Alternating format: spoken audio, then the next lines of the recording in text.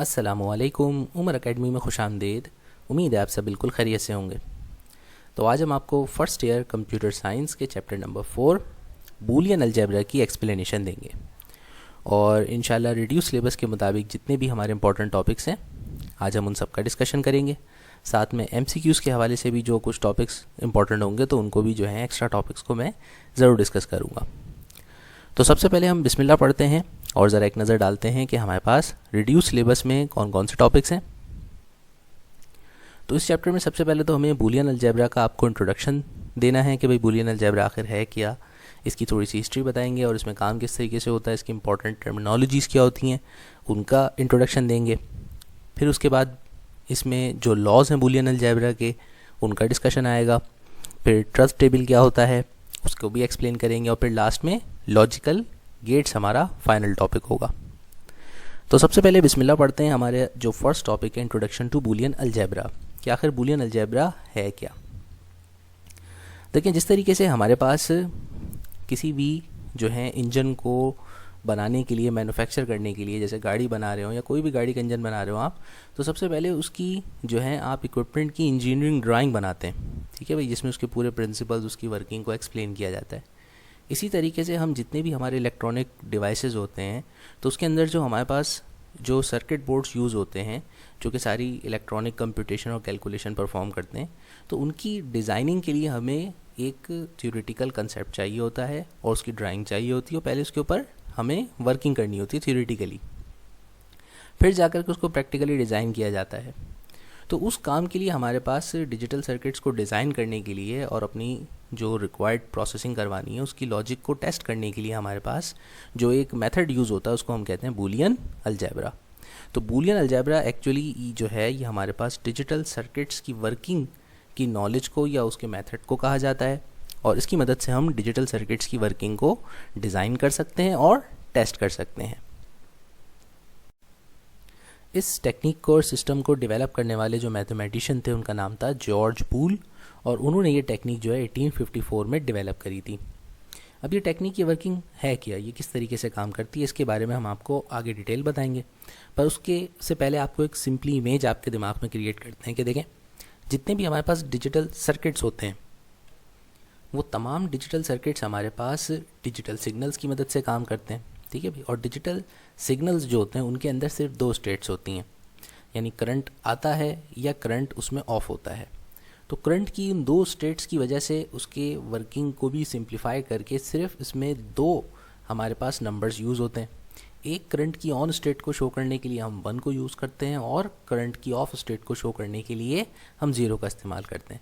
तो digital signal हमारे पास एक बहुत ही सिंप्लीफाइड सिग्नल होता है जिसमें सिर्फ दो डिस्क्रीट वैल्यूज़ होती हैं, एक 0 और 1। अब इसी वैल्यूज़ की मदद से हमने पूरी जो है एक मैथमेटिक्स डेवलप करी है डिजिटल सिस्टम की वर्किंग की, तो उसको हम जो है बूलियन अलजेब्रा की टेक्निक्स में आगे चल के स्टडी करेंगे, ठीक है भाई। तो ये बहुत ही सिंप्लीफाइड मेथड होता है जिसमें सिर्फ दो वैल्यूज़ की मदद से हमने जो है अपनी सिंप्लीफिकेशन करनी होती है। अब जैसे अलजेब्रा तो एक हमने भी पढ़ी है, ठीक है भाई, मैथमेटिक्स की एक ब्रांच है। तो हमारी जो अलजेब्रा होती है तो उसके अंदर क्या होता है, हम चूँकि डेसिमल नंबर सिस्टम में स्टडी कर रहे होते हैं तो हमारे पास डिजिट 0 से लेके 9 तक होते हैं। अब हम उन 10 डिजिट्स की मदद से जो नंबर्स बनाते हैं और उन नंबर्स को फिर वेरिएबल्स में स्टोर करके फिर उनके साथ जो अलजेब्रिक कंप्यूटेशन करते हैं, तो हमारी थोड़ी सी कंप्यूटेशन जो होती है वो ज़रा लेंदी होती है, कम्प्लेक्स होती है। लेकिन यही काम कंप्यूटर के अंदर जो होता है सिर्फ और सिर्फ दो डिजिट्स की मदद से किया जाता है। तमाम तरह अलजेब्रिक कैलकुलेशन कंप्यूटर में सिर्फ दो डिजिट्स 0 और 1 की मदद से जो हम सिग्नल बनाते हैं डिजिटल, उसकी मदद से की जाती हैं। तो बूलियन अलजेब्रा का इसीलिए सबसे इम्पॉर्टेंट जो यूज़ होता है, जैसा कि बताया कि ये डिजिटल सिस्टम्स की डिज़ाइनिंग में यूज़ होता है और जो है इसकी मदद से जो है हम डिजिटल सर्किट्स को स्टडी करते हैं और डिज़ाइन करते हैं। अब आगे इसकी वर्किंग को एक्सप्लेन करने से पहले इसकी दो इंपॉर्टेंट टर्मिनोलॉजीज़ को समझना ज़रूरी है। एक डिजिटल लॉजिक क्या होती है और एक डिजिटल सर्किट्स क्या होते हैं। डिजिटल सर्किट्स जैसा कि अभी बताया कि भाई एक ऐसा हमारा स्विच बोर्ड, एक ऐसा हमारा मदरबोर्ड जो कि डिजिटल सिग्नल्स या डिजिटल करंट्स की मदद से काम करता है, उसको हम डिजिटल सर्किट कहते हैं। अब उस सर्किट के अंदर जैसे हमने कहा कि भाई हमारे डिजिटल सिग्नल में सिर्फ दो स्टेट्स होती हैं, एक स्टेट, इसके लिए एक वर्ड हाई भी यूज़ होता है। तो जब हम आगे चल करके अपनी एक्सप्लेनेशन में अगर हाई का वर्ड यूज़ करेंगे तो आप समझेंगे कि हम बात कर रहे हैं वैल्यू 1 की। और अगर हम बात करें लो वैल्यू की या लो का वर्ड यूज़ करें तो इसका मतलब है हम बात कर रहे हैं ज़ीरो वैल्यू की। तो हमारे पास डिजिटल सर्किट्स के अंदर डिजिटल डाटा की यही दो वैल्यूज़ होती हैं, एक हाई एक लो, और इसकी मदद से हम डिजिटल सर्किट की सारी जो है वर्किंग को समझते हैं। अब उसके लिए हमने कुछ रूल्स बनाए हुए हैं, ठीक है ना, कुछ लॉजिक्स बनाई हुई हैं, कुछ हमारे जो हैं कुछ सर्टेन रूल्स की वर्किंग है, तो वो सारे के सारी हमारी डिजिटल लॉजिक्स कहलाती हैं। तो जब हम कीबोर्ड की कोई भी की प्रेस करते हैं तो आपको मालूम है कि हमारे पास एक डिजिटल सिग्नल जनरेट होता है 1 बाइट का, जिसमें 8 बिट्स होते हैं 0 और 1 के। मुख्तलिफ़ कीज़ को प्रेस करने पर इस तरह के मुख्तलिफ यूनिक सिग्नल्स जनरेट होते हैं। अब कंप्यूटर का प्रोसेसर उस चीज़ को प्रोसेस कैसे करेगा? अगर मैं प्रेस करता हूँ कि 5+4, तो कंप्यूटर को तो ना 5 समझ में आता ना 4 समझ में आता, बल्कि वो 5 की जगह एक 0-1 के 8 बिट के सिग्नल को अंडरस्टैंड करता है। इसी तरह 4 की जगह वो 0-1 के एक यूनिक सिग्नल को अंडरस्टैंड करता है। अब इन दोनों सिग्नल्स की एडिशन, सब्ट्रैक्शन, मल्टीप्लिकेशन या कोई सी भी आगे जो भी कैलकुलेशन करवानी है, तो वो कंप्यूटर इन नंबर्स के बजाय इनको डिजिटल सिग्नल में कन्वर्ट करके फिर परफॉर्म करता है। तो ये सारी परफॉर्मेंस होती कैसे, उसके पीछे कौन कौन सी हमारी टेक्निक्स यूज़ होती हैं, वो सब डिजिटल लॉजिक का हिस्सा होती हैं। ठीक है भाई, तो अब हम बिस्मिल्लाह पढ़ते हैं और कुछ छोटी मोटी और टर्मिनोलॉजीज हैं उनको भी क्लियर करते हैं। जैसे बूलियन कांस्टेंट, कांस्टेंट ऐसी वैल्यू को कहते हैं जो कि चेंज नहीं होती। ठीक है, जैसे हमारे नंबर्स हैं, 1 है तो 1 के अंदर सिवाय 1 के और कोई वैल्यू रिप्रेजेंट नहीं होगी। 2 सिर्फ 2 को शो करेगा। अब यहाँ पे आसानी हो जाती है कि यहाँ पे कांस्टेंट सिर्फ 2 होते हैं, एक 0 और एक 1। इसके अलावा तो हमारे पास बाइनरी में नंबर ही नहीं होते, तो सिर्फ ये 2 ही हमारे कांस्टेंट्स होते हैं बूलियन में। वेरिएबल का वही मतलब है जैसे हमारे नॉर्मल अलजेब्रा में वेरिएबल का मतलब हुआ करता था, यानी कोई भी अल्फ़ाबेट जिसके अंदर आप कोई नंबर वैल्यू स्टोर करते हैं उसको हम वेरिएबल कहते हैं। तो यहाँ पर भी वेरिएबल्स किसी भी अल्फ़ाबेट को जो है वेरिएबल के तौर पे यूज़ किया जा सकता है, और उसके अंदर वैल्यू जो होती है वो सिर्फ या तो 0 स्टोर होगी या 1। कॉम्प्लीमेंट का मतलब होता है कि किसी भी वेरिएबल की स्टोर्ड वैल्यू को रिवर्स कर देना, इन्वर्स कर देना, ये कॉम्प्लीमेंट कहलाता है। जैसे अगर मेरे पास एक वेरिएबल है a और उसके अंदर स्टोर्ड वैल्यू है 1, तो उसका इन्वर्स यानी कि उसको जो है 1 से अपोजिट वैल्यू में यानी 0 में कन्वर्ट कर देना, ये उसका कॉम्प्लीमेंट कहलाता है। तो कॉम्प्लीमेंट का साइन यूज़ करते हैं, एक छोटा सा हम डैश डाल देते हैं, या हम इसके ऊपर जो है किसी भी वेरिएबल के ऊपर एक बार जो है मेंशन करके शो करते हैं कि हमने इस वेरिएबल की वैल्यू का कॉम्प्लीमेंट लेना है।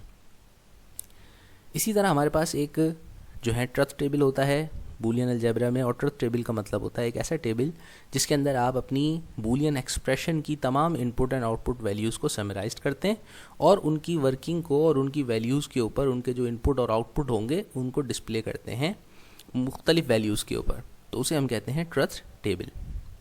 जैसे मिसाल के तौर पर एक छोटी सी हम सिंपल बूलियन एक्सप्रेशन बनाते हैं कि 2 वेरिएबल्स ऐड हो रहे हैं, तो इनके ऐड होने से जो हमारे पास थर्ड वेरिएबल आंसर के तौर पर आ रहा है, तो इसको हम ट्रुथ टेबल में कैसे शो करेंगे?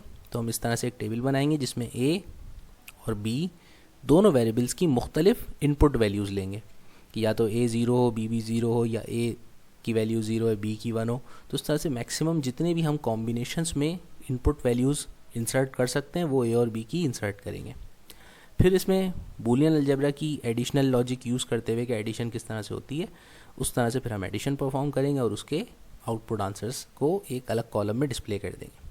तो ट्रुथ टेबल जो होता है वो एक्चुअली हमारी किसी भी बूलियन एक्सप्रेशन की तमाम इनपुट वैल्यूज़ पर क्या आउटपुट जनरेट हो सकता है उसको समराइज़ करके दिखाता है।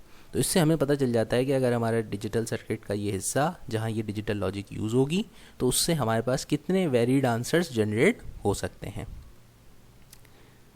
अच्छा भाई, नेक्स्ट हमारे पास जो टॉपिक है वो है लॉजिकल ऑपरेटर्स। ऑपरेटर्स जैसे कि हम हमारी नॉर्मल मैथमेटिक्स के अंदर हम मुख्तलिफ नंबर्स के ऊपर जो ऑपरेशंस परफॉर्म करते हैं, तो हमारे पास सबसे पहले सिंपली अर्थमेटिक ऑपरेटर्स होते हैं जो कि 4 होते हैं, प्लस, माइनस, मल्टीप्लाई और डिवाइड। इन्हीं ऑपरेटर्स की मदद से हम नंबर्स को ऐड, सब्ट्रैक्ट, मल्टीप्लाई और डिवाइड कराते हैं। बूलियन अलजेब्रा के अंदर हमारे पास ऑपरेटर्स जो होते हैं वो सिर्फ 3 होते हैं।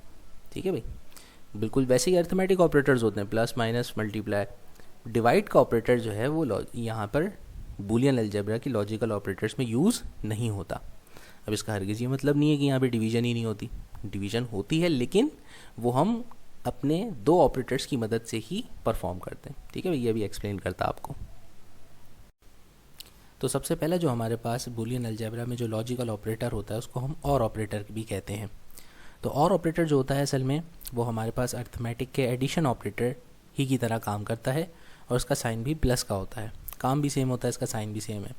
बस यहाँ से वर्डिंग्स का फ़र्क होता है कि इसको और ऑपरेटर कहा जाता है, और जब भी कभी हम एडिशन ऑपरेशन परफॉर्म करते हैं अपना बूलियन अलजेब्रा के अंदर तो वहाँ पर हम ऑरिंग का वर्ड यूज़ करते हैं एडिशन की जगह पे, ठीक है ना। काम बाकी इसका सारा सेम होता है। मिसाल के तौर पे दो वैल्यूज़ को, जैसे कि हमने ऊपर अभी आपको ट्रस्ट टेबल की मिसाल दी थी, तो वहाँ पे भी एडिशन हो रही थी। तो सेम यही जो है आपके पास एक एग्जांपल है कि जब दो वेरिएबल्स और उनके जो हैं मुख्तलिफ आपकी सिंगल बिट वैल्यूज़ हों तो उनको जब हम ऐड करते हैं तो ये जो एडिशन होती है इसको हम ऑरिंग भी कहते हैं। हाँ, अलबत्ता बूलियन अलजेब्रा के अंदर एडिशन के ना कुछ रूल्स डिफरेंट होते हैं। जैसे नॉर्मल मैथमेटिक्स के अंदर आपको पता है कि अगर आप 1 में 1 प्लस करेंगे तो आंसर 2 आ जाएगा। अब चूँकि बूलियन अलजेब्रा में हमारे पास जो डिजिट्स हैं वो तो 0 और 1 के अलावा कोई थर्ड डिजिट है ही नहीं, तो हम जब 1 + 1 करेंगे तो उसका आंसर हम 2 नहीं लिख सकते। तो उसका आंसर हम किस तरीके से लिखते हैं, हम उसका आंसर लिखते हैं 0 ऐसा सम लिखा जाता है और 1 जो होता है उसको कैरी किया जाता है। यानी अगर मैं इसको मिला करके लिख देता तो ये 1 0 यानी कि 10 दिख रहा होता। लेकिन याद रखिएगा कि बूलियन अलजेब्रा में 10 नाम का भी कोई डिजिट नहीं होता, 2 भी कोई डिजिट नहीं होता। यहाँ सिर्फ 0 और 1 दो डिस्क्रीट सेपरेट वैल्यूज़ के तौर पे काउंट होती हैं। तो अगर 1 + 1 करेंगे तो उसका आंसर आपका 0 ऐसा सम काउंट होगा और 1 को हम कैरी के तौर पे काउंट करेंगे। इसी तरह हमारे पास सेकंड जो ऑपरेटर होता है उसको हम एंड ऑपरेटर कहते हैं। एंड ऑपरेटर हमारे पास अरिथमेटिक के मल्टीप्लिकेशन ऑपरेटर की तरह काम करता है और इसका काम भी लॉजिकल मल्टीप्लिकेशन करना होता है, यानी दो वैल्यूज़ के दरमियान मल्टीप्लिकेशन करनी हो तो यहाँ पर मल्टीप्लाई के साइन को एंड ऑपरेटर कहा जाता है। और उसको शो करने के लिए हम जो है या तो स्टेरिक का साइन यूज़ करते हैं या सिंपल डॉट लगाते हैं। और अगर दो वेरिएबल्स को मिला करके बिना किसी ऑपरेटर के भी लिख दिया जाए तो भी उसका मतलब एंड ऑपरेशन ही होता है। एडिशन की तरह यहाँ पर मल्टीप्लिकेशन के भी जो हैं कुछ रूल्स होते हैं बूलियन अलजेब्रा में, और उसमें हमारे पास हाई वैल्यू जो यानी 1 है वो सिर्फ उसी वक्त आती है जब हमारे दोनों इनपुट वेरिएबल्स की वैल्यूज़ 1 हों, वरना अदरवाइज़ जब भी हम कभी एंड ऑपरेशन करवाएंगे या जब भी मल्टीप्लिकेशन, जिसको हम यहाँ बूलियन अलजेब्रा में एंडिंग भी कहते हैं, जब भी दो वेरिएबल्स के दरमियान एंडिंग परफॉर्म होगी तो अगर उनकी वैल्यूज़ सेम नहीं होंगी यानी दोनों की वैल्यूज़ में से किसी एक की वैल्यू जो है वो 0 होगी तो आंसर रिटर्न 0 आएगा। और हाई आंसर यानी कि हाई आउटपुट यानी 1 आउटपुट सिर्फ तब आता है जब मल्टीप्लाई होने वाले तमाम वेरिएबल्स की वैल्यूज़ 1 हो। तीसरा और आखिरी जो हमारा बेसिक ऑपरेटर होता है यहाँ पर वो होता है नॉट ऑपरेटर। नॉट ऑपरेटर को इन्वर्स भी कहा जाता है या इन्वर्टर भी कहते हैं, क्योंकि इसका काम जो होता है वो किसी भी वैल्यू को वेरिएबल की इन्वर्ट कर देना होता है। जैसे फ़र्ज़ करें अगर आपके पास एक वेरिएबल है जिसकी एक ही वैल्यू 0 है, तो अगर आप उसको नॉट ऑपरेटर लगाएंगे, इन्वर्ट करेंगे, तो वो वैल्यूज़ की जो है रेसिप्रोकल करके अपोजिट वैल्यू 1 कर देगा। तो एक ही वैल्यू 0 होगी तो 1 कर देगा, 1 होगी तो 0 कर देगा। ये काम होता है नॉट ऑपरेटर का। अच्छा, जब हम ऑपरेटर्स यूज़ करते हैं तो हमें ऑपरेटर्स को इस्तेमाल करने की तरतीब, जिसको हम ऑपरेटर प्रेसिडेंस कहते हैं, वो भी मालूम होनी चाहिए। ऑपरेटर प्रेसिडेंस का मतलब ये होता है कि जब कभी भी आपकी किसी भी सिंगल एक्सप्रेशन के अंदर मोर देन 1 ऑपरेटर्स यूज़ हो रहे हो तो आपको पहले कौन सा ऑपरेटर परफॉर्म करना चाहिए। यानी कि अगर एडिशन भी हो रही है, मल्टीप्लिकेशन भी हो रही है एक ही एक्सप्रेशन में, तो आप पहले क्या कराएं, पहले मल्टीप्लिकेशन करवाएं या पहले एडिशन करवाएं। तो बूलियन अलजेब्रा में उस ऑपरेटर प्रेसिडेंस के भी रूल्स हैं, और वो रूल्स ये हैं कि जितनी भी बूलियन एक्सप्रेशंस होती हैं उनको हमेशा लेफ़्ट साइड से राइट की तरफ सॉल्व किया जाता है। यानी आप स्टार्टिंग ऑपरेशन जो है वो लेफ़्ट से राइट की तरफ परफॉर्म करेंगे। फिर सबसे पहले अगर आपके पास कोई पैरेंथेसिस यानी ब्रैकेट्स मौजूद हैं तो आप सबसे पहले उन ब्रैकेट्स को सॉल्व करेंगे। फिर उसके बाद ब्रैकेट्स के बाद जो ऑपरेटर्स हैं जिनको सॉल्व करना है, तो उसमें सबसे पहले आपको नॉट ऑपरेशन सॉल्व करना चाहिए, यानी रेसिप्रोकल अगर हैं तो वो निकालें। फिर उसके बाद अगर मल्टीप्लिकेशन हो रही है तो एंडिंग कराएं, और सबसे आखिर में आपको ऑरिंग यानी कि एडिशन ऑपरेशन परफॉर्म करना चाहिए। तो ये कहलाती है बूलियन अलजेब्रा में ऑपरेटर प्रेसिडेंस।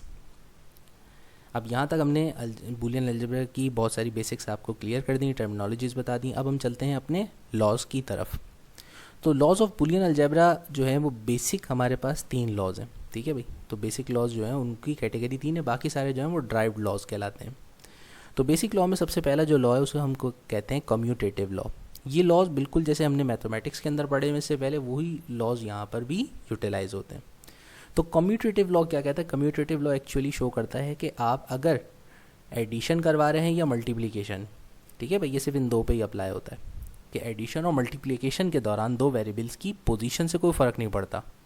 यानी जैसे कि अगर फ़र्ज़ करें कि आपकी ए के अंदर फर्स्ट वैल्यू, मैं मिसाल के तौर पे आपको डेसिमल नंबर सिस्टम से देता हूँ कि आप 4 में 2 प्लस करवाएं तो आंसर 6 आएगा।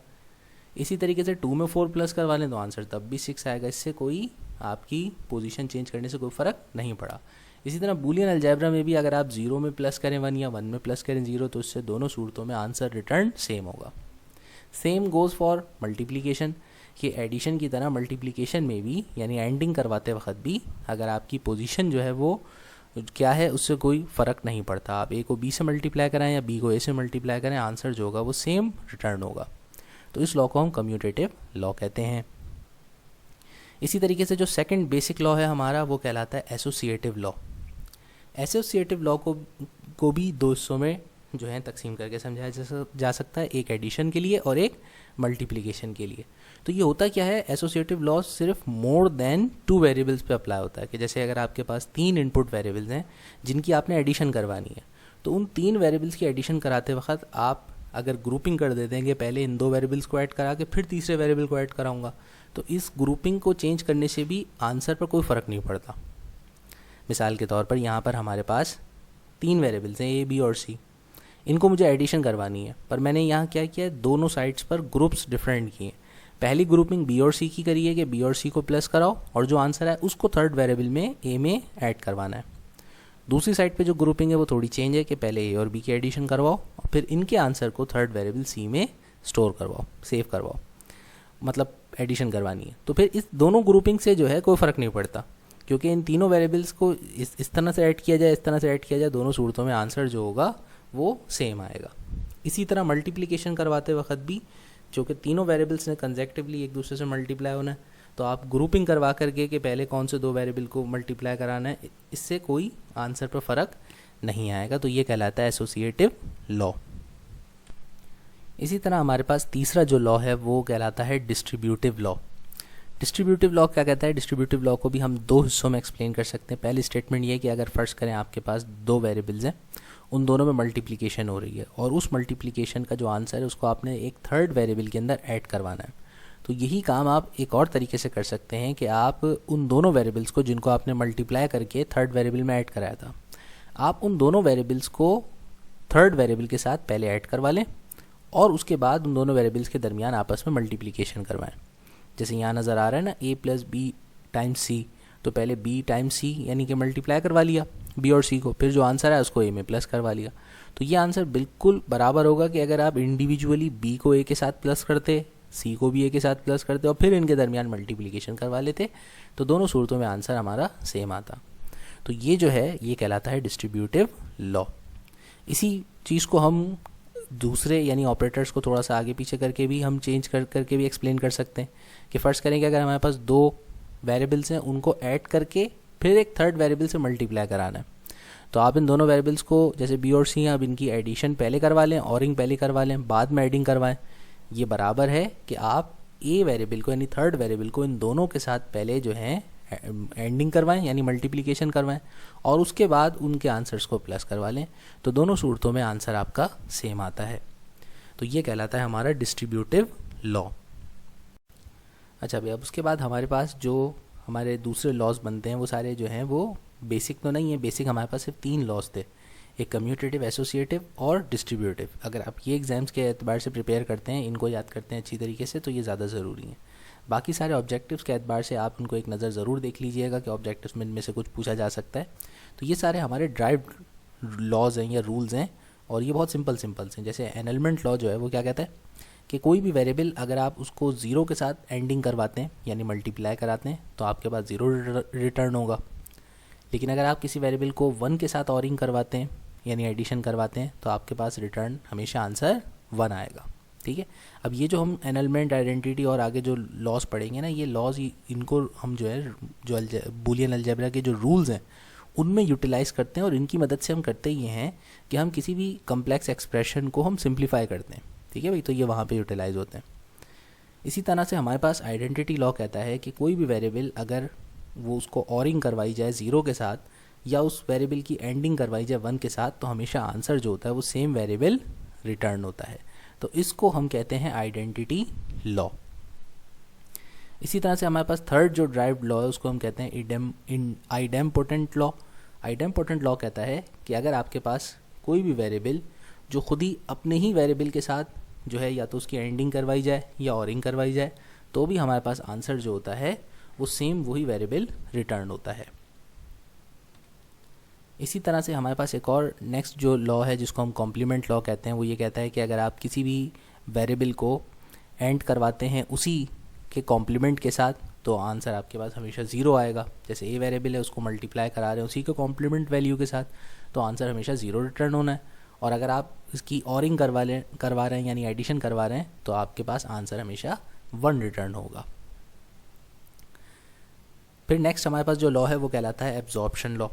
एब्जॉर्प्शन लॉ का जो काम होता है, इसकी मदद से हम जो है इक्वेशन को सिंप्लीफाई करते हैं, यानी कि ये किसी भी कम्प्लेक्स जो है एक्सप्रेशन को सिंगल टर्म या 2 टर्म्स के अंदर रिड्यूस करने के लिए यूज़ होता है। ठीक है भाई, इसीलिए इसका नाम भी एब्जॉर्प्शन है। एब्जॉर्प्शन का मतलब जस्ट कर लेना। तो ये एब्जॉर्प्शन लॉ जो है हमारे पास रिड्यूस कर देता है हमारी टर्म्स को। जैसे कि यहाँ पे एक हमारे पास एक्सप्रेशन लिखी हुई है a plus a times b, तो यहाँ पर इस पूरी एक्सप्रेशन को जब हम सॉल्व करेंगे तो उसकी जगह हम सिर्फ और सिर्फ a भी लिख सकते हैं, क्योंकि इसका फाइनल आंसर जो होगा वो वेरिएबल a की इनपुट वैल्यू के बराबर होगा। इसी तरीके से अगर एक्सप्रेशन हो हमारे पास कि a plus B times a, तो इसको भी जब हम सॉल्व करेंगे तो उसका भी आंसर जो होगा वो a वेरिएबल की इनपुट वैल्यू के बराबर होगा, तो उसको भी हम रिड्यूस करके सिर्फ a के बराबर लिख सकते हैं। तो ये जो लॉ है ये कहलाता है एब्जॉर्प्शन लॉ। अभी तो यहाँ पे जनरली डिस्क्राइब कर दिया मैंने इन लॉस को, आगे चल करके मैं आपको जो है आपकी अंडरस्टैंडिंग क्लियर करने के लिए मैं बूलियन अलजेब्रा के जो 12 बेसिक लॉज हैं, रूल्स हैं, उनकी वर्किंग भी दिखाऊंगा, ताकि आपको ये अच्छी तरीके से समझ में आ जाए कि काम किस तरह से करता है। यानी हम इसमें इनपुट वैल्यू 0 और 1 डाल के देखेंगे कि क्या ये लॉज जो है ये ट्रू हैं कि नहीं है। इसी तरह हमारे पास बूलियन अलजेब्रा के अंदर 2 इंपॉर्टेंट थ्योरम्स इस्तेमाल होते हैं जिनको हम कहते हैं डिमॉर्गन्स थ्योरम्स। डिमॉर्गन जो है एक मैथमेटिशियन था, उसने भी जो है बूलियन अलजेब्रा के अंदर जो है 2 इंपॉर्टेंट थ्योरम्स प्रेजेंट किए थे जिनको हम डिमॉर्गन्स थ्योरम्स कहते हैं, और इनकी वर्किंग जो है हम मुख्तलिफ एक्सप्रेशंस की सिंप्लीफिकेशन में यूज़ करते हैं।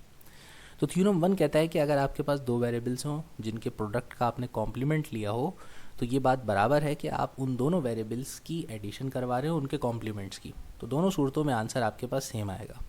यानी अगर आप कभी जो है एक्सप्रेशन सॉल्व करते वक्त आपके पास 2 प्रोडक्ट्स हों वेरिएबल्स की जिनका आपने कॉम्प्लीमेंट लिया हो, तो वो वैल्यू बराबर है कि आप उनको उन दोनों वेरिएबल्स के कॉम्प्लीमेंट्स के सम के तौर पे भी शो कर सकते हैं। अब इस थ्योरम को प्रूफ करने के लिए जो है हमने यहाँ पे एक छोटा सा ट्रुथ टेबल बनाया, क्योंकि ट्रुथ टेबल की मदद से आपको तमाम इनपुट और आउटपुट वैल्यूज़ की एक समरी जो है नज़र आ जाती है। तो फर्स्ट करें कि आपके पास x वेरिएबल है और y वेरिएबल है और उनकी जो है मुख्तलिफ कॉम्बिनेशन ऑफ वैल्यूज़ यहाँ पर मेंशन की गई हैं। अच्छा, आपके दिमाग में आएगा कि ये 0 और 1 ये जो कॉम्बिनेशन वैल्यूज़ हैं ये हमने अपनी मर्ज़ी से डाली हैं, इसके पीछे भी कोई रूल है। तो आप याद रखें कि अगर आपको बाइनरी में कभी भी कोई वेरिएबल्स की कॉम्बिनेशन ऑफ वैल्यूज़ देखनी हो कि कितनी हमें मैक्सिमम कॉम्बिनेशन बना सकते हैं, तो उसके लिए फार्मूला यूज़ करते हैं 2 की पावर n। तो 2 एक्सपोनेंट n से आप पता लगा सकते हैं कि कितनी आपने कॉम्बिनेशनल वैल्यूज़ यूज़ करनी है, और n जो होता है वो नंबर ऑफ़ वेरिएबल्स को शो करता है। अब जैसे यहाँ पे 2 वेरिएबल्स हैं, तो 2 की पावर n यानी कि 2 एक्सपोनेंट 2, और 2 का स्क्वायर जो होता है वो होता है 4। तो इसका मतलब यहाँ पे 4 यूनिक कॉम्बिनेशंस बन सकते हैं 0 और 1 की वैल्यूज़ के। और ये इनपुट वैल्यूज़ को लिखने का भी मैं आपको आसान तरीका बताता हूँ कि जैसे कि आपने अभी फॉर्मूले से 2 की एक्सपोनेंट जो है स्क्वायर सॉल्व किया और आपके पास आंसर आया 4, तो आपको पता 4 यूनिक आपके पास वैल्यूज़ बनेंगी। तो अब इसको लिखने का आसान तरीका ये है कि अब आप ऐसे सोचें कि 4 का हाफ कितना होता है। 4 का हाफ होता है 2। तो जो फर्स्ट वेरिएबल है उसके अंदर आप पहले 2 0 लिखें और 2 1 लिखें। ठीक है, आगे पीछे भी कर सकते हैं, 2 1 पहले लिख दिया, 2 0 बाद में लिख दिया, इससे कोई फ़र्क नहीं पड़ता। यानी कि बस ये समझ लें कि जो आपकी टोटल पॉसिबल कॉम्बिनेशन है उसको हाफ करके आपने 0 1 की एक सीक्वेंस बना दी। फिर उसके बाद नेक्स्ट कॉलम की वैल्यूज़ लिखते वक्त सोचें कि 2 का हाफ क्या होता है, तो आपको पता है 2 का हाफ होता है 1। तो हमारा जो नेक्स्ट कॉलम है उसके अंदर जो है आपने 1 0 और फिर उसके बाद 1, इस तरीके से करके आप स्टार्टिंग भले से 1 से करें या 0 से करें, डजेंट मैटर, लेकिन ये है कि आपके पास हर एक वैल्यू के बाद आपने जो है वैल्यू रेसिप्रोकल करनी है, अपोजिट करनी है। तो इस तरीके से आप मुख्तलिफ मल्टीपल अगर आपके पास वेरिएबल्स हैं और उनका इनपुट का आपको कॉलम की कौन कौन सी वैल्यूज़ उसमें डालनी है, तो आप इस सीक्वेंस को आप फॉलो करके उनके इनपुट वैल्यूज़ को फिल कर सकते हैं। बाकी सारा काम तो वो तो बहुत आसान होता है, वो तो आप जो है अपनी जिस एक्सप्रेशन को आप सॉल्व कर रहे हैं उसके हिसाब से आप वर्टिकल कॉलम्स बनाते जाएं। जैसे यहाँ देखें, हमें सबसे पहले जो है अपनी लेफ्ट हैंड साइड पे एक्स वाई के मल्टीपल का कॉम्प्लीमेंट लेना है। तो हम ले ही नहीं सकते कॉम्प्लीमेंट जब तक कि हमारे पास एक्स वाई का मल्टीपल ना हो। तो लिहाजा एक्स और वाई जो इनपुट वैल्यूज़ हैं सबसे पहले हमें उनको मल्टीप्लाई करना है। तो लिहाजा हमने एक्स वाई के मल्टीपल का कॉलम बनाया और बूलियन अलजेब्रा के रूल्स के तहत हमने यहाँ पे मल्टीप्लिकेशन करवाई कि सिर्फ और सिर्फ मल्टीप्लिकेशन में तब आंसर हाई वैल्यू रिटर्न होती है जब दोनों वैल्यूज़ हाई हों, यानी कि 1 हो, वरना अदरवाइज़ अगर कोई एक वैल्यू भी 0 होगी तो मल्टीप्लिकेशन में आंसर 0 रिटर्न होता है। फिर हमने इस कॉलम का कॉम्प्लीमेंट यानी कि इस मल्टीपल का कॉम्प्लीमेंट लिया और तमाम वैल्यूज़ जो थी वो रेसिप्रोकल हो गई। जो 0 थे वो 1 हो गए और जो वैल्यू 1 थी वो 0 हो गई। अब इसको हमने हाईलाइट किया है क्योंकि ये हमारी फर्स्ट जो है इक्वेशन की जो है लेफ़्ट साइड सॉल्व हो गई। अब हमें राइट हैंड साइड को सॉल्व करना है। राइट साइड कहती है कि पहले आप एक्स और वाई दोनों वेरिएबल्स का कॉम्प्लीमेंट ले लें। तो हमने एक्स की जितनी भी वैल्यूज़ लिखी हुई थी उनको हम रेसिप्रोकल करके लिखेंगे और वो एक्स कॉम्प्लीमेंट का कॉलम बन जाएगा। इसी तरह वाई की वैल्यूज़ को कॉम्प्लीमेंट लेंगे तो वाई के कॉम्प्लीमेंट्स का कॉलम बन जाएगा, यानी उसकी अपोजिट वैल्यूज़ का। इन दोनों को फिर हमने बूलियन अलजेब्रा के लॉज के तहत जो है एडिशन करवानी, यानी ये सिंपल बाइनरी एडिशन हो रही है। तो फिर जब हमने बाइनरी एडिशन के रूल्स के तहत इस कॉलम को फिल किया एडिशन करवा के, तो एग्जैक्टली वही आंसर आया जो कि मल्टीपल के कॉम्प्लीमेंट का था। तो यानी ये दोनों आप देख सकते हैं कॉलम सेम है, तो इसका मतलब जो डी मॉर्गन्स थ्योरम का फर्स्ट जो थ्योरम है वो बिल्कुल ट्रू है, करेक्ट है। और ये ट्रस्ट टेबल के ज़रिए आप देख सकते हैं कि इक्वेशन की दोनों साइड को सॉल्व करने पर आंसर्स सेम रिटर्न होंगे। इसी तरह जो सेकंड थ्योरम जो कि हमें दिया था डी मॉर्गन ने, वो ये था कि अगर आपके पास कभी दो वेरिएबल्स की एडिशन हो और आप उस एडिशन का कॉम्प्लीमेंट लें, यानी मल्टीप्लिकेशन के बजाय आप एडिशन का कॉम्प्लीमेंट लें, तो वो बराबर होगा कि आप दोनों वेरिएबल्स के आप कॉम्प्लीमेंट्स को एंड करवा लें, यानी कि मल्टीप्लाई करवा लें। तो इसको भी चेक कर लेते हैं। इसी तरीके से हमने एक्स और वाई की वैल्यूज़ पुट करी। अब सबसे पहले देखें, हमें कॉम्प्लीमेंट लेना है एडिशन का, तो पहले दोनों वेरिएबल्स की एडिशन करवाएंगे, फिर उसके बाद उसका हम कॉम्प्लीमेंट लेंगे। तो यहाँ हमने बूलियन अलजेब्रा के रूल से एडिशन करवाई और जो आंसर्स है उनका कॉम्प्लीमेंट ले लिया। फिर हमने दूसरी साइड को सॉल्व किया इसी तरीके से कि यहाँ पे हमें मल्टीप्लिकेशन करवानी है लेकिन कॉम्प्लीमेंट्स की। तो सेम उसी तरीके से हमने लास्ट वैल्यूज़ की तरह एक्स और वाई के कॉम्प्लीमेंट्स लिए दोनों कॉलम्स में और फिर उनको आपस में मल्टीप्लाई करवा दिया।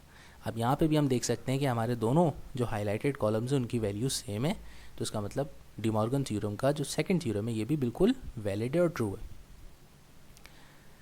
अब इसके बाद हमने जैसे कि आपको कहा था कि हम इसकी वर्किंग दिखाएंगे कि हमने ऊपर जितने भी लॉस पढ़े हैं, ठीक है ना, वो सारे के सारे जो बूलियन अलजेब्रा के रूल्स हैं उसमें आप उसकी प्रैक्टिकल वर्किंग भी इस तरीके से खुद से प्रैक्टिस करके चेक कर सकते हैं कि आप जो है उनकी वैल्यूज़ पुट करके हर लॉ को आप वेरीफाई कर सकते हैं कि वेरिएबल की जगह आप इनपुट वैल्यू डालें कि अगर मैं 1 डालता हूँ वैल्यू तो क्या ये लॉ ट्रू है, अगर मैं वैल्यू 0 डालता हूँ तो क्या ये जो रूल है ये ट्रू है, इसकी आंसर सही आते हैं, left and right side match होती है।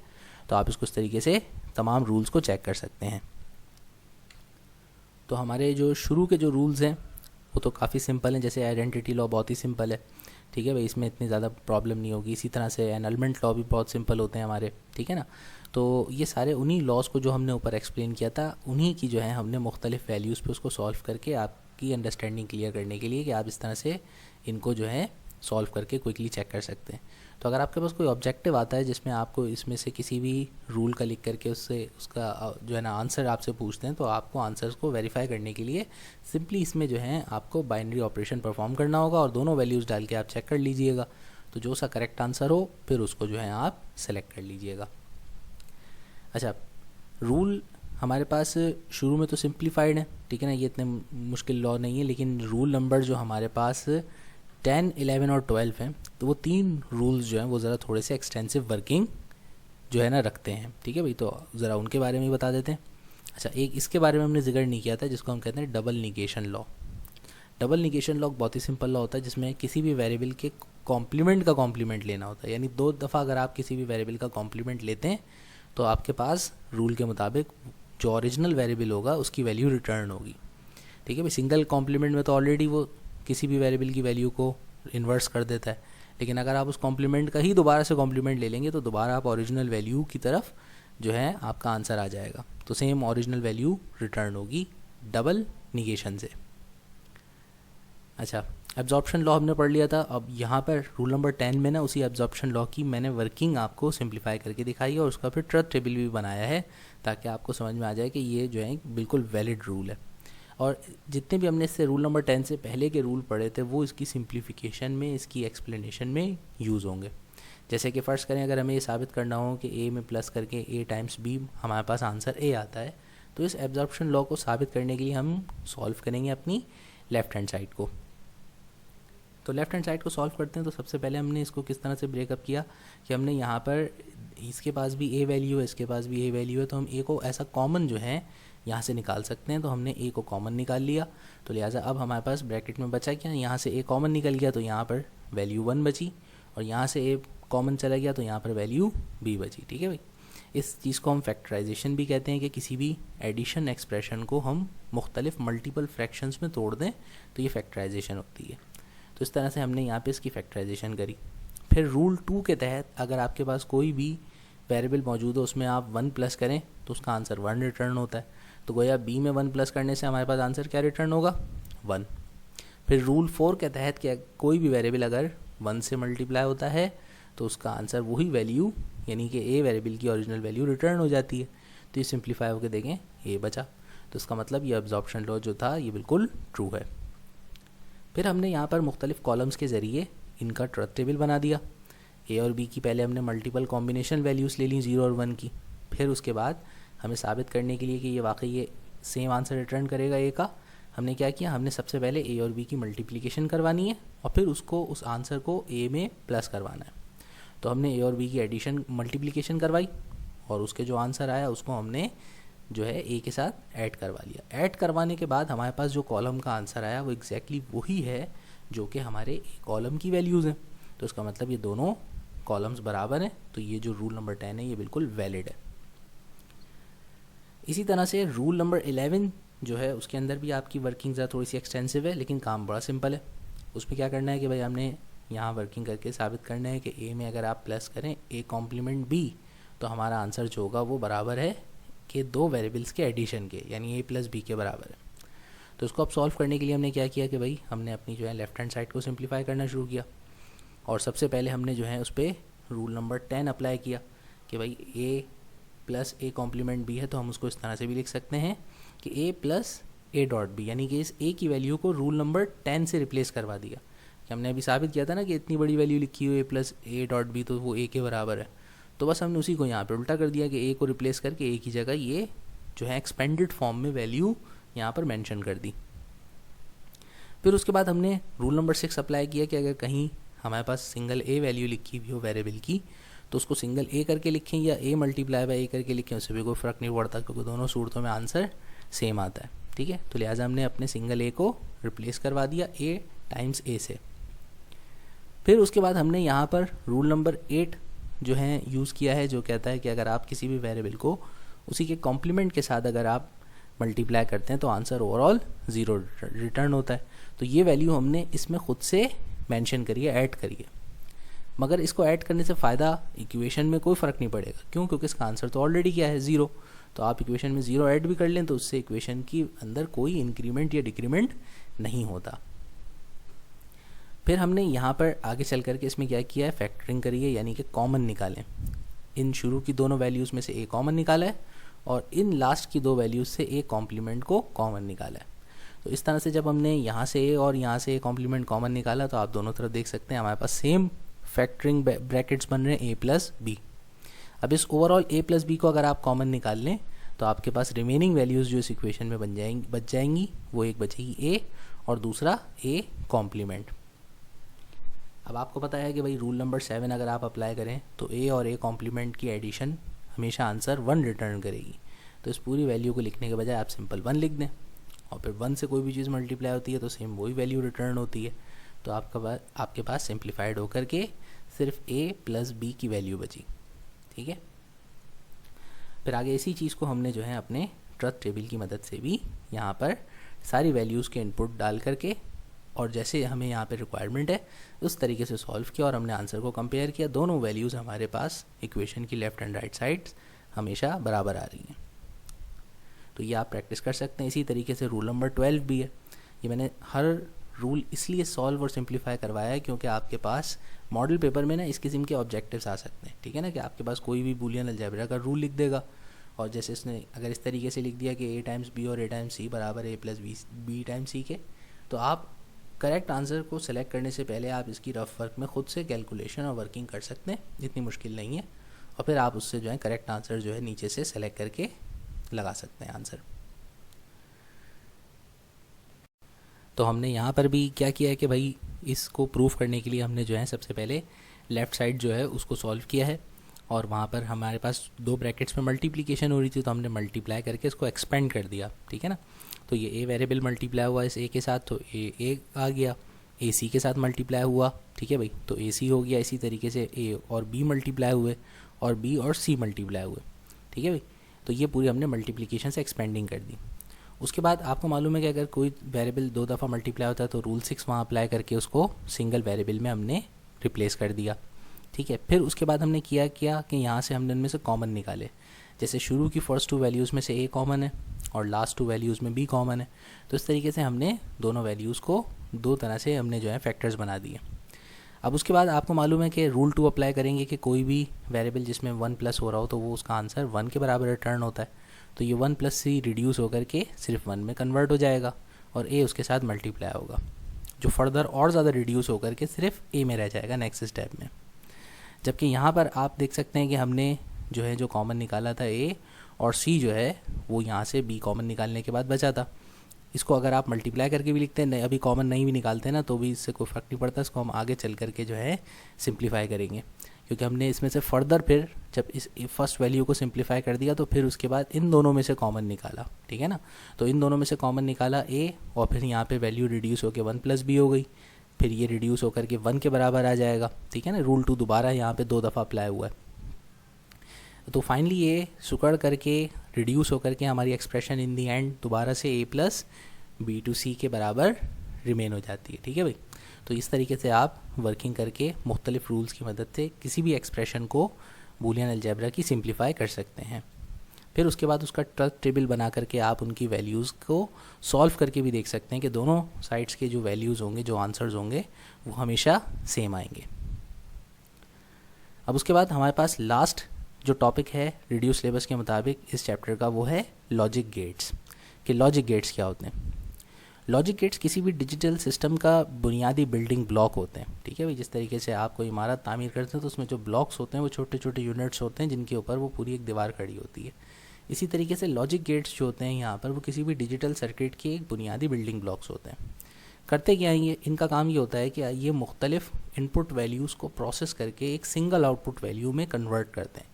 यानी अगर आपके पास मुख्तलिफ जैसे कि इनपुट आ रहा है यहाँ पे ए प्लस बी सी, जैसे कि ये एक्सप्रेशन ले लेते हैं, तो उसको सॉल्व करने के बाद जो आंसर आएगा उसको सिंगल वैल्यू में, सिंगल बिट वैल्यू में कन्वर्ट करना, ये लॉजिक गेट्स का काम होता है।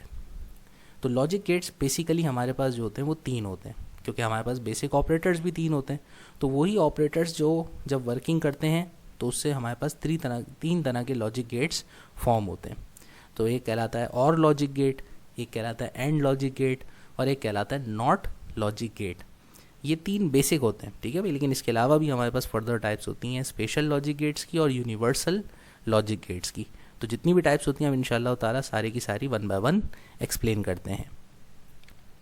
तो सबसे पहले तो हम सबसे सिंपल और सबसे बेसिक वाली जो लॉजिक गेट्स हैं, जो हमारे 3 होते हैं, जिनको हम बेसिक लॉजिक गेट्स भी कहते हैं, और गेट, एंड गेट और नॉट गेट, तो उनको एक्सप्लेन करते हैं। और गेट एक ऐसा लॉजिक गेट होता है जिसका काम ऑरिंग करना होता है मुख्तलिफ वेरिएबल्स के दरमियान, ठीक है भाई। और ऑरिंग का मतलब आपको पता है कि ये एडिशन को कहते हैं।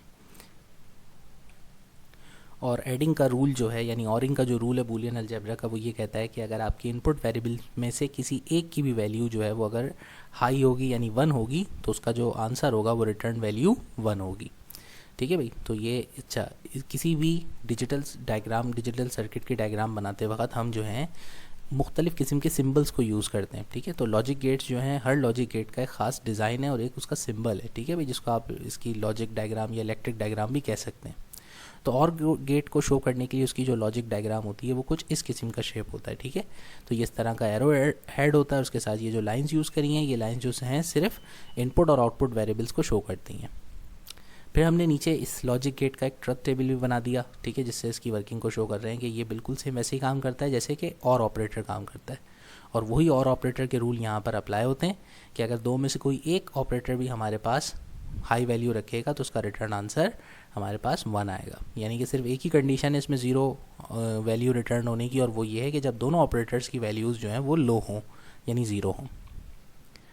इसी तरीके से अगला जो हमारे पास जो लॉजिक गेट है उसको हम एंड गेट कहते हैं, और वो हमारे पास एंड ऑपरेशन को शो करता है। एंड ऑपरेशन मतलब मल्टीप्लिकेशन बिटवीन वेरिएबल्स। तो अगर दो या दो से ज़्यादा वेरिएबल्स जिनके दरमियान एंड गेट अप्लाई हो रहा होगा तो उनके दरमियान मल्टीप्लिकेशन होगी, और उस मल्टीप्लिकेशन से हमारे पास सिंगल आउटपुट जो है सिंगल वैल्यू की सूरत में रिटर्न होगा। और यहाँ पर हमारे पास लॉजिक ये होती है कि हमारे पास किसी भी वेरिएबल्स के दरमियान एंड गेट अप्लाई करने पर जो हाई वैल्यू आउटपुट है यानी कि 1 जो है वो सिर्फ तब रिटर्न होता है कि जब हमारे पास दोनों वैल्यूज़ 1 हो, वरना अदरवाइज़ अगर दोनों में से कोई एक वेरिएबल की भी वैल्यू लो वैल्यू होगी या ज़ीरो वैल्यू होगी तो उसको सॉल्व करने पर एंड ऑपरेशन करने के बाद उसका आंसर जो होगा वो ज़ीरो रिटर्न होगा। तो सिर्फ एक कंडीशन जिसमें कि आपके दोनों वैल्यूज़, दोनों इनपुट वेरिएबल्स 1 होंगे तभी इसका आउटपुट 1 आएगा, ठीक है। और इसको शो करने के लिए आप इलेक्ट्रिकल डायग्राम में लॉजिक गेट को आप इस सिंबल की मदद से यानी कि एक डी सिंबल की मदद से शो करते हैं, ठीक है भाई। फिर तीसरा और आखिरी जो हमारा बेसिक लॉजिक गेट होता है उसको हम कहते हैं नॉट गेट, या ये इन्वर्टर भी कहलाता है। और इसका काम बिल्कुल वही होता है जैसे कि एक इन्वर्टर का काम होता है कि वैल्यू को रेसिप्रोकल कर देना, इन्वर्ट कर देना। तो ये अपोजिट वैल्यू रिटर्न करता है। तो अगर आप के जो है इनपुट वैल्यू 0 है वेरिएबल की तो वो उसको आउटपुट में 1 शो करेगा, और अगर इनपुट वैल्यू 1 है तो उसको आउटपुट में रिवर्स करके 0 शो करेगा। तो इसकी लॉजिकल डायग्राम जो होती है एक छोटा सा ट्रायंगल और उसके ऊपर जो है एक सर्किल उसके हेड के ऊपर बना के इसको शो किया जाता है, ठीक है। अगर ये आप सर्किल नहीं बनाएंगे ना, सिर्फ सिंपल ट्रायंगल बना देंगे तो वो बफर का साइन होता है, ठीक है ना। बफर यानी कि इनिशियलाइजेशन वैल्यू को शो करते हैं। अच्छा, ये 3 बेसिक गेट्स होगा। उसके बाद हमारे पास 2 गेट्स होते हैं जिनको हम कहते हैं अपने यूनिवर्सल गेट्स। ये यूनिवर्सल गेट्स कैसे बनते हैं? ये बनते हैं कि अगर आप नॉट ऑपरेशन को एंड और के साथ मिक्स करके यूज़ करें, ठीक है ना, यानी कि आप एक कॉम्बिनेशन सर्किट बना रहे हैं जिसमें नॉट गेट को एंड के साथ या नॉट गेट को आपने और के साथ यूटिलाइज़ किया, तो उससे हमारे पास 2 तरह के गेट बनते हैं जिसको हम जो है एक एंड गेट कहलाता है और एक एन और गेट कहलाता है, ठीक है भाई। तो इसको जो है इस तरह से भी पढ़ा जाता है कि इसको ए नॉट एंड भी कहा जाता है, ठीक है ना। और उसकी वर्किंग क्या होती है, इसका काम बहुत सिंपल है अंडरस्टैंड करना। देखें, एंड गेट तो आपके समझ में आ गया कि वो 2 वेरिएबल्स के दरमियान क्या करता है, एंडिंग यानी मल्टीप्लिकेशन करता है। अब उस एंडिंग से जो आंसर आ रहा है उस आंसर को रेसिप्रोकल कर दो, यानी कि उसको इन्वर्ट कर दो, उलट कर दो। तो वो जो लॉजिक गेट यूज़ होता है ऐसा करने के लिए उसको हम एन एंड गेट कहते हैं। और इसकी लॉजिकल डायग्राम बनाते वक्त इसको या तो इस तरह से डिज़ाइन बनाया जा सकता है कि आप पहले एंड गेट की डायग्राम बनाएं, फिर उसके साथ जो है कनेक्शन में एक आप नॉट गेट को यूटिलाइज़ कर दें, या इसका एक शॉर्ट सिंबल ये है कि आप एंड गेट के हेड पर एक छोटा सा सर्किल बना दें, तो वो जो है एन एंड गेट को शो करता है। साथ में हमने इसका एक ट्रुथ टेबल भी बनाया जिसकी मदद से इसको शो किया कि भाई मुख्तलिफ इनपुट वैल्यूज़ पे इसका जो है आंसर क्या होता है। अब आपको जो है अगर याद है कि भाई हमारा जो सिंपल एंड गेट के जो आंसर्स थे कि भाई एंड गेट मल्टीप्लाई होता है और मल्टीप्लाई का रूल ये है कि सिर्फ दोनों वैल्यूज़ के हाई होने पर यानी कि 1 होने पर ही आंसर 1 रिटर्न होता है, बाकी तमाम वैल्यूज़ पर आंसर जो होता है अगर 2 में से एक वैल्यू भी 0 हो तो आंसर 0 रिटर्न होता है। यहाँ पर उसका बिल्कुल अपोजिट हुआ है, ठीक है भाई। वो सारी वैल्यूज़ जो है वो रेसिप्रोकल हो गई हैं, तमाम 0 वैल्यूज़ 1 हो गई हैं और जो वाहिद 1 वैल्यू थी वो उसने 0 कर दी है। तो ये इस फंक्शन को इन्वर्स करने के लिए यूज़ होता है। इसी तरह अगर नॉट फंक्शन को अगर आप जो है और के साथ मिक्स करके यूज़ करें तो जो गेट बनता है लॉजिक गेट उसको हम कहते हैं एन और गेट, ठीक है भाई। तो ये एन और गेट जो होता है ये एक और गेट और नॉट गेट का मिक्सचर होता है, और इसका काम क्या होता है कि जो और ऑपरेशन से जो आपका आंसर आया होता है यानी 2 वेरिएबल्स के दरमियान जो एडिशन करके जो आंसर आया होता है उस आंसर को इन्वर्ट कर देना, रेसिप्रोकल कर देना। तो इसको लॉजिकल डायग्राम में आप इस तरह से शो कर सकते हैं कि पहले आप और गेट का सिंबल बनाएं फिर साथ में नॉट गेट का, या और गेट के सिंबल के हेड के ऊपर एक छोटा सा सर्किल बना दें। तो उस तरह से ये रिप्रेजेंट किया जा सकता है, ठीक है।